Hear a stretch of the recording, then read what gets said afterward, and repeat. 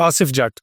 हाँ, आसिफ जट साहब। आसिफ जट साहब मुझे one of the very few persons कि जिससे इख्तलाफ से हमारे राब्ते का आगाज़ हुआ, यानी शुफ के मामले पर उनको ये लगता था कि कुछ लोग ठीक हुए हैं और उन्होंने एक तरह से हमारे खिलाफ एक वीडियो बनाई। खिलाफ से मुराद हमारे नहीं 101 बनाई, एक नैरेटिव के खिलाफ एक वीडियो बनाई, लेकिन उसके बावजूद हमारे एहतराम में, हमारे आपस के प्यार में और कोई ऐसा लफ्ज़ अदा नहीं हुआ दोनों जानिब से कि जिसमें, तो मैं समझता हूँ कि आज मैं हमेशा के लिए उनका मुतक़िद हूँ। मुझे मैं हमेशा भाइयों की तरह वो अजीज़ हैं।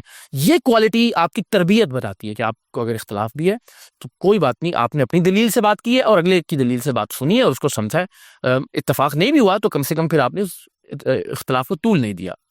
यानी आपको अभी वैसे उनके साथ रवाबित कैसे हैं? यानी मुझे भाइयों की तरह अभी अजीज हैं। मैसेज हो जाए या कॉल हो जाए फिर कैसे बात होती है? बहुत प्यार के साथ, बहुत जिस तरह मतलब ऐसा लगता है जैसे उनको मुझे तो ऐसा फील आती है, बड़ी एक तो उनसे बड़ी पॉजिटिव वाइब्स आती हैं ज़ाहिर है, तो मुझे लगता है बहुत पुराने कोई यार दोस्त हैं और बड़ा जैसे हमारा गहरा और करीब